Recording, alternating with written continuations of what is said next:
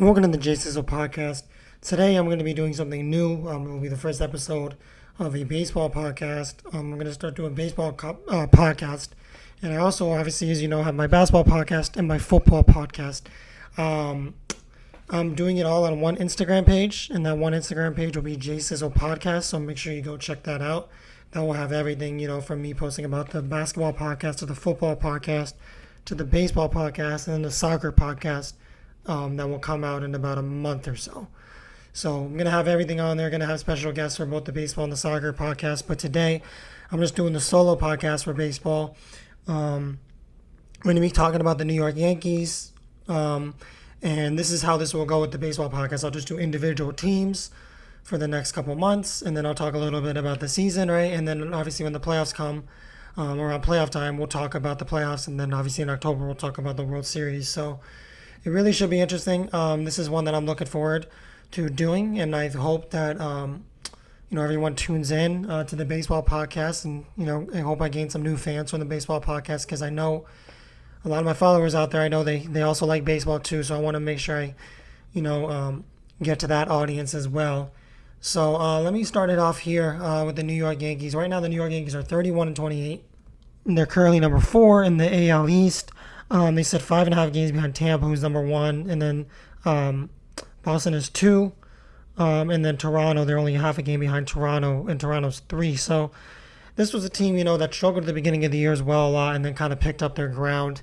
Maybe around a month, a little more than a month ago, they started picking up their ground and started playing really well, and got to the point, I think, where at one point they were only half a game back of first place, or they were number 1. I'll have to go back and check that, but they were right there at one point. That was about a month and a half ago. And the last 10 games, they're 3-7 in the last 10, and it's been really the last 3 weeks, I would say, that they've really struggled. The last 3 weeks, they've really struggled, to get wins, and their pitching has always been there. Guys, of course, like Garrett Cole. And other guys like, Chapman, of course, he's still one of the better closers in all of baseball. And Corey Kluber obviously got hurt. He was injured on May 25th. And the Yankees still are kind of skeptical about what to do with him, because the age is starting to set in. He's had a lot of injuries, right? It was a shoulder strain on the right shoulder. So that's obviously never a good thing, for a pitcher to have that kind of injury. So obviously something the Yankees are keeping an eye on, because he's a guy who really brings positive energy to this team. He brings positive pitching, and he's a veteran, so he can really help this team, especially when they get towards the postseason. So hopefully they get him back for the postseason. They said he's kind of starting to get back into a groove. They said he can throw a little bit here and there, but they don't really know yet if they want to bring him back or they don't want to bring him back because, he's getting up there in age. He's had a lot of injuries in his career, and they don't really know what he can provide for them after an injury like this. So definitely a lot of questions there to be had. Pitching-wise, they're number 6 in the MLB. Their ERA as a team is 3.34. So that's obviously one of the big positives for this team, as I just mentioned, is their pitching is very good. And they still have, the crazy thing is with this team is that their pitching is still very good with a lot of injuries, right? You have a lot of guys hurt on this team. So, for example, Zach Britton, he's a closer, right? He's still injured. He's supposed to come back, they say, against the Twins. They'll start against the series against the Twins at the beginning of next week. He's supposed to be back, and he'll help a lot with this team because he's a very good closer, and he'll help Chapman take a little pressure off Chapman's shoulder so Chapman doesn't have to close every single game. He'll take some pressure off Chapman's shoulder, and that will really help, in my opinion, there too, and it'll only help their pitching as well.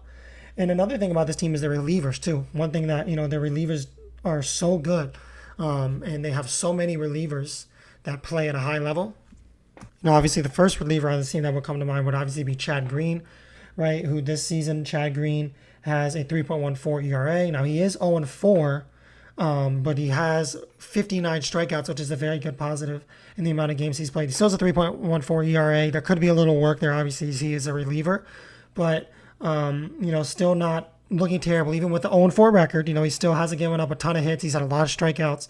The fact that I think, he had an injury earlier in the season, I believe, so that doesn't help as well. And just the fact that I think there's been a lot of pressure on this pitching rotation because of the injuries that there's been has also not helped his game, but I expect him to start playing better coming up here pretty soon, in my opinion, because obviously, At 29 years old, we've seen him in the league for a while. We know what he can do. So he's a very good pitcher and a very good reliever. Sorry. So a guy who, if he gets right back to his normal groove, he can really help this team win baseball games. So definitely something that the New York Yankees will be keeping an eye on.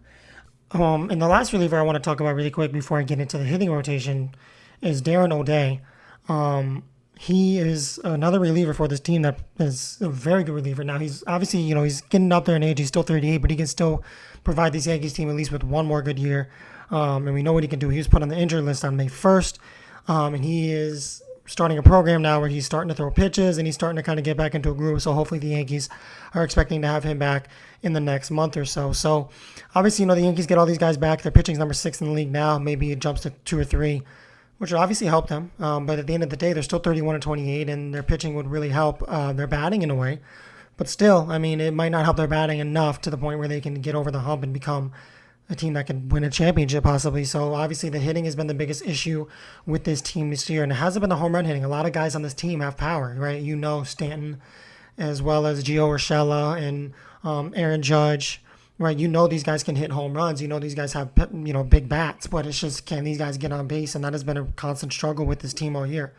Guys like DJ LeMahieu, who batted .364 last year in a shortened COVID season, has really struggled this year, only batting .259, so pretty much .260. He's batting .260 this season, and he's a guy who is not a huge home run hitter, but he gets a lot of RBIs, right? And the RBIs haven't been so great either. He's got 14, not terrible, but not really what you would expect for him at this point into the season. And last year he batted so well. Yes, it was a shortened season, but normally he's a very good average hitter and not a home run hitter. And he's one of the guys on this team, the very few guys on this team that can get on base consistently and not just hit home runs. So having a guy like this not playing well is definitely not helping this team, in my opinion, because when you have DJ LeMahieu playing really well, it takes this team's game to a whole other level, because he's a guy you have to look out for when you're pitching against him, because he can get on base at a high rate. But this year that hasn't been the case. His average has dipped down to over 100%. So obviously that hasn't been the case this year, and it's something I think that the Yankees are looking to, if you would think, talk to him about and just see what they can do. Maybe last year he was kind of just in a shortened season. He kind of just felt more energized. Maybe in the shortened season kind of helped him, and now you go back into a full season of play, and maybe it hurts him a little bit more. You don't know. But he still provided a lot of good full seasons of play in his previous years in the league in terms of getting on base, and he's still a great fielder. But now this year, you just want to see him get on base more. So hopefully, towards the second half of the season here, he can get on base more and really help this Yankees team with their average hitting. Because average hitting wise, this Yankees team is near last in the league, right? They're like one of the 4 or 5 worst teams in the league. One of the 4 or 5 bottom teams in the league when it comes to average hitting. So it's a team that doesn't get on base. They just pretty much hit home runs. So a guy like LeMahieu would really help if he can show us what he's capable of. One guy that the Yankees acquired, and this forced them to move DJ LeMahieu to first base, is Rougned Odor. We know he is a home run hitter, big-time home run hitter. Not a great average hitter in his career, but he's been a big-time home run hitter. He's a great fielder. So he'll help this team in areas, in terms of fielding, which this team is already a pretty solid fielding team, but he'll help them even more because they could use a little more help. But in terms of batting, I know he's a home run hitter, but I don't really see the help here. He's not a great average hitter. Now, he is a left-handed guy, which is a complaint that this team has had, that they don't have a lot of left-handed hitters. They're pretty much all right-handed hitters. He'll be one of the few left-handed hitters on this team, which I guess is a positive thing, in my opinion. But for a guy like Rougned Odor, he's a solid player. He's only 27, but I just feel like the Yankees, they gave us some prospects for him, so they didn't really have to give up much in this trade. But I want to see the Yankees try to go for more guys that can get on base and more guys that can hit average-wise and just kind of run the bases and give this team a chance when Stanton and Judge are up to bat and Gio Urshela, right? And, you have guys like that up to bat and DJ LeMahieu. You want this team to have an opportunity when those guys are at bat so they can drive in runs or hit 2-run or 3-run home runs. You don't just want to have Stanton at the plate every time or Judge at the plate every time and there's nobody on base, and it just makes it a lot tougher. It's a much different situation when nobody's on base when you're hitting compared to when somebody's on base. And that's a lot of times what the Yankees deal with, right? You have Stanton batting 2 and then Judge batting 3 this year. And if LeMahieu hasn't gotten on base consistently this year, which he has not, a lot of times it leaves Stanton coming up to bat with nobody on base, right? because you look at the previous order that Stanton will have before him, right? You have the pitcher, obviously. You have guys like Brett Gardner, Rougned Odor, Gary Sanchez. Gary Sanchez is batting 211 this year. He can't get on base at all. Odor can't get on base at all this year. He's batting under 200, right? And Brett Gardner's batting around, I think, 211. He can't really get on base. Yeah, he's got a lot of speed on him, but he can't get on base, really. So you look at that situation, you say, okay, Stanton is dealing with a situation where, yeah, he's not batting very good. He went through a stretch where he batted unreal, and now he's kind of fallen back to planet Earth a little bit. He's batting 260 this year. And, he's got a good amount of homers and RBIs, but you come back to a situation where Stanton has had so many at-bats where he has had no runners on base, and it just makes it a lot tougher, and it just makes it to the point where Stanton has to get on base or hit a home run to make an effective play, and Stanton doesn't get on base a crazy amount, so it's pretty much hit a home run or that batter is done for. And that's been the situation with a lot of guys on this team. I mean, along with Aaron Judge, who Aaron Judge is batting around 280, I believe, so obviously I'll give him a little more leeway than Stanton. Judge has had he's had a very solid year. But, I mean, still, you look at a guy like Aaron Judge, and I'm going to go back to the lineup beforehand like I did with Stanton. You look at before Judge, Stanton bats, LeMahieu bats, and then you have the pitcher and, the guys I named beforehand that don't get on base well. Well, I mean, if those guys aren't getting on base well before Judge either, how do you expect Judge to really do much with what he's given? So I just think this is a team that needs to find a way to get on base more consistently. When they went through that winning streak about a month and a half ago when they were playing really good baseball, they were hitting a lot of home runs like the typical Yankees team that we know because they have a lot of power hitters. But the main gist is that they were getting on base a lot. And obviously, their pitching is there and the fielding's there, but they were getting on base a lot. So that's something that really helped with this team. In my opinion, go through that month and a half stretch where they were playing really good baseball and they were playing just as good baseball as anyone. It was the fact that they were being able to get on base during that stretch more than ever. And now the last, 10, 12 games, it just, hasn't been a good thing. And when I mentioned Judge a minute ago and I talked about, Judge coming into bat a lot of times where he doesn't have anybody on base and it makes it tougher, I'm not knocking Judge because, like I said, Judge is batting 280. He's having a great year, right? He's had a good amount of RBIs. He's had a good amount of home runs, right? But I just want to see even more guys get on base before Judge because I feel like Judge could have even more RBIs this season than what he has. So, he's got 31 RBIs this season. That would put him around 41st in the league, tied with a bunch of other guys, RBI-wise. But I think Judge is a guy who could have, at this point, have 50 if, guys would have gotten on base more ahead of him in different situations like that. So I'm not knocking Aaron Judge. I'm just knocking some of the guys before Aaron Judge that have not gotten on base at a high level this year. So that's definitely affected the way this team has played this year. Gary Sanchez is a guy who has really struggled this year. He also really struggled last year in the shortened COVID season. And that's a guy who I think they might look to trade, in my opinion. He's a guy who has really struggled to get on base the last 2 years. He's only hit like 6 home runs. Yeah, 6. He's hit 6 home runs this year. So hasn't shown a lot of power on his bat like he has, 2 years ago. He was an All-Star. And the year before that, I think, as well. So he went back-to-back All-Star years. So this year he hasn't showed anything in terms of getting on base. And he hasn't showed anything in terms of popping his bat to get that ball over the fence. So, yeah, he's still a solid catcher in terms of what he can do in the field and catching. He can throw guys out well. He holds balls back really well. He doesn't let a lot of balls get behind him in the dirt. So he's obviously that's the reason why this Yankees team has not traded him and they've kept on to him. But he's a guy who they might want to look at trading pretty soon here. I don't know what they would get back in return. Probably not as much as they would have if they traded him a year or two ago, obviously. But he's a guy who I would like to see them eventually trade down the line. And I think you get back a couple young prospects, maybe you get back a good average hitter, and that could really help this team. Because you have to understand, this is a team, again, that invested too much in the home run hitters, right? And they need to invest more in the, obviously, guys like Gio Urshela, Stanton. I'm just talking about the batting lineup right now. I'm just talking about the rotation, nothing about pitching. Stanton, Gio Urshela, Aaron Judge, right? As well as DJ LeMahieu, even though he's struggling this year. Those are guys you want to keep. Everyone else, you look at on this team and you say, okay, what guys on this team can we move around to try to get this winning streak back and try to get back Yankee baseball? Because right now they're just struggling mightily, and this is a team, if they keep this up, they're not going to make the playoffs. And this is a team that, as high as their payroll is, right, highest payroll in baseball, I think, yes, the highest payroll in baseball. This is a team that should not miss the playoffs, right? This is a team that has a lot of talent on their roster, and yes, their roster is very one-sided in the hitting rotation in terms of just power. But this is a team that just really should not be 31-28 right now. They should not be 5.5 games back of a Red Sox team, of a Tampa team that, yes, went to the World Series last year, but lost a lot of guys. This is a Tampa team that lost a lot of players last year after the World Series, especially in their pitching rotation, and their Tampa's pitching has still been solid, but it hasn't been what it was last year. They've lost a lot of guys compared to what they had last year. So this is a Yankees team that should be taking full advantage of that, and they have not taken full advantage of that. Teams like Toronto, who are very young and up and coming, they've been better than the Yankees this year. They're only half a game above, but right now it looks like, if Toronto keeps playing the way they've been playing, they're going to have a very good chance to get to the playoffs. They struggled about a month and a half ago, but the last couple of weeks they've really played great baseball. Obviously, Boston has surprised everyone this year. Boston's pitching has taken a step forward this year, which is very surprising because last year Boston's pitching very well struggled, and they're still missing Chris Sale, who will be coming back pretty soon. They're saying he's started to get into rehab and stuff recently. So, you just imagine when Chris Sale comes back, he's really going to help this team in terms of pitching. But this Red Sox team is, they have great closers. Their starting pitching, last year was weak, but this year their starting pitching has been great. And, I think they're 11th in the league in terms of ERA.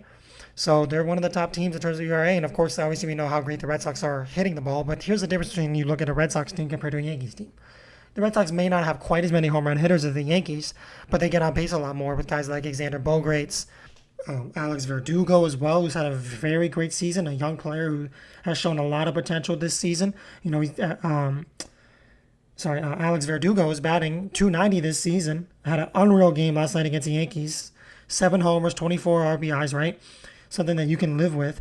Steals bases a decent amount too. He got 4 stolen bases this year too. He's a great fielder in the field. He's got a lot of speed. He covers a lot of ground in the field over there in left field. So he's a guy who you look at and you say, okay, if he can continue to play at this level, this is a Red Sox team that is exceeding expectations. The guys like Alex Verdugo and Bogaerts, who we know what he can do, but he's playing exceptionally this year, along with JD Martinez. These guys can play at this level. There's no way that this Yankees team can beat this Red Sox team or even compete with this Red Sox team if this Yankees team is somehow to get to the playoffs. They won't be able to compete with this team when it comes to postseason play or even down the line in the season. And they showed these last 2 games that they can't beat this team. 7-3 last night and 5-2 in game 1. Absolutely terrible from the Yankees in terms of hitting. You're really just getting a lot of your runs off home runs for the most part. And, it brings me back to the point that they have too many home run hitters and not enough guys that can get on base. And that's the difference with this Red Sox team. You look at this Red Sox team, they also have Rafael Devers, who is also batting around .280, has 48 RBIs. He's like top 5 in the league in RBIs in terms of leaders this season. So Rafael Devers has been great. Another great fielder, too. So you just look at this Red Sox team, and they're just more complete in terms of their batting rotation than the Yankees are. The Yankees are a better pitching team, obviously. But this Red Sox team has a lot more speed in the field. They're a better fielding team. And in terms of batting, they get on base a lot more. And that's what's led this Red Sox team to have such a successful season. Yeah, their pitching has been very surprising this year because it was so weak last year. But in my opinion, this Red Sox team is really playing at a high level because you have a lot of home run hitters. And not just that, you have a lot of guys who can get on base. You have one guy, Bogaerts, who's batting over 300. And then you have Verdugo, who's batting 290. Pretty much right around 300, right? And then you have Rafael Devers, who, he's batting 280, but he's got 48 RBIs. So when you look at 280, that's, first of all, that's a solid average, A. And B, when you have 48 RBIs, that right there is an all-star player this year, along with Bogaerts and along with JD Martinez. They're going to have 3 all-star players in terms of their batting rotation, and they also might have Verdugo as an all-star too.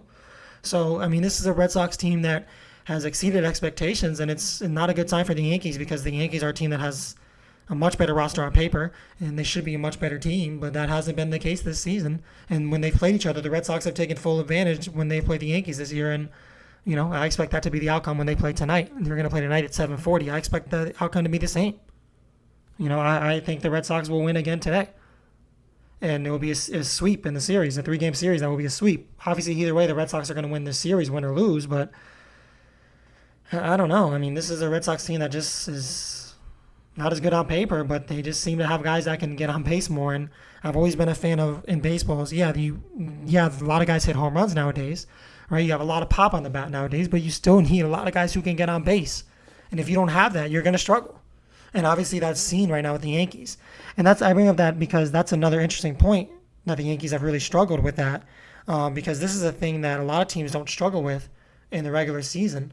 they kind of seem to struggle with it in the playoffs because in the regular season you can hit a bunch of home runs and win games, but when the postseason comes, it's more about pitching, so the home run hitting is kind of taken away, and it's more about what team has more hits in the game, what team can get on base more and have more meaningful hits. But the Yankees have, still hit a solid amount of home runs this year, obviously, but they've somehow struggled in the regular season, which brings a lot of concern if this team does get to the postseason that they'll struggle even more because they can't get on base. So, for the Yankees this season, a lot needs to turn around. I think they need to make a lot of trades. Gary Sanchez would be a guy, I think they would look to trade. Obviously, DJ LeMahieu, Stanton, Gio Urshela, and as well as Aaron Judge. Those are guys you obviously want to keep on your roster. Those guys I would look at as untouchable. It's going to be interesting down the line to see what this what this Yankees team is going to give us. They're 31-28 now, as I mentioned, and it's a team that's in a very good division that has a lot of very good teams that are young too and that are up and coming. So if the Yankees want to win, their window is, because they're not a super young team, their window is now or in the next year or two, right? So they don't have a long window to start winning and start competing at a high level. So they need to start getting this thing going, get to the postseason and do something in the postseason, or else this team could have a lot of shakeup after this offseason if they don't start getting moving this year and do something here in the postseason. So that's going to be it for episode number 1 of the baseball podcast. It will be on the Instagram page, Sizzle Podcast. Today I talked about the New York Yankees. And to the next episode, I plan on talking about the Philadelphia Phillies. So make sure you tune into that one too. I'm going to do a different team every time. It will be about 22 minute segment around there, maybe a little more, a little less, but it'll be in the 20-minute range. Segment on every team in the MLB. I plan on obviously getting to all 30 teams in the league. So make sure you tune in. Make sure you tune in to all the other episodes on YouTube. Give my channel a subscribe. It's a Sizzle Podcast on YouTube as well. Give that subscribe and give me a like on this one. I just posted a podcast early this morning about the Los Angeles Lakers, so make sure you check that one out. Give comments on what you think. Talk about the Los Angeles Lakers and the questions I asked about the Lakers. Please respond to those if you can. And give that video a like too. And I hope you guys enjoyed today's podcast, and I can't wait to talk more baseball.